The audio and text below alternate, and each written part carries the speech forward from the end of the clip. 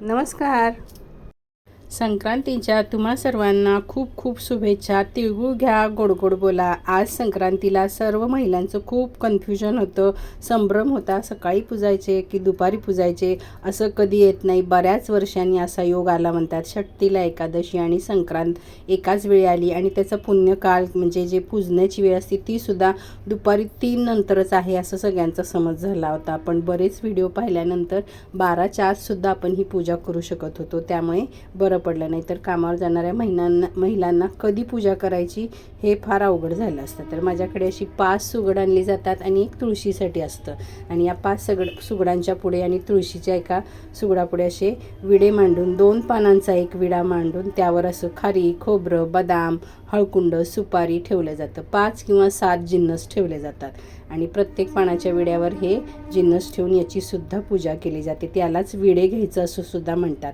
दुसऱ्या दिवशी हे विडे आपण 5 सुवासिनींना बोलून आपल्या ओटीत घ्यायचं असतं. तेव्हा उखाणा घेतला जातो आणि हे साहित्यसुद्धा ओटीमध्ये घातलं जातं. तर या साहित्यामध्ये आपण भोगीला ज्या भाज्या वापरल्या त्या भाज्या, गव्हाच्या ओंब्या वगैरे असतात आणि एखादी स्टीलचं भांडं किंवा नवीन पणतीची सुद्धा पूजा केली जाते. त्यामध्ये तीळ, तांदूळ आणि ह्याच्यामध्ये सुद्धा ह्या 5 जिन्नस टाकून, भाज्या टाकून याची सुद्धा पूजा केली जाते. खरं तर हा सण आपला सुगीचा सण आहे.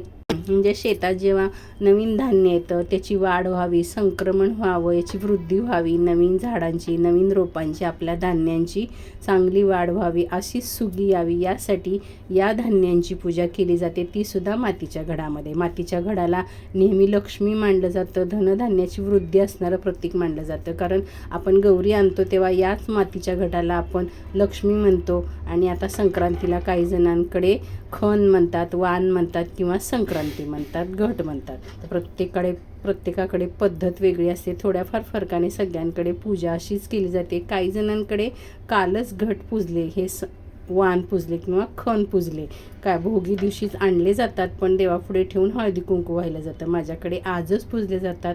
तुम्ही कधी पूजले ते सुद्धा सांगा आणि कशा पद्धतीने पूजले ते सुद्धा सांगा. सर्व वाण वगैरे घालून पूजा करून घेतली, विड्यांची पूजा केली आणि आरती करून घेतली. आज घरी कुटलेले तीळ आणि गूळ याचा नैवेद्य सुरुवातीला दाखवला जातो. नंतर प्रत्येकाकडे कोणाकडे पुरणपोळी, कोणाकडे तिळगुळाच्या पोळीचा देखील नैवेद्य दाखवला जातो.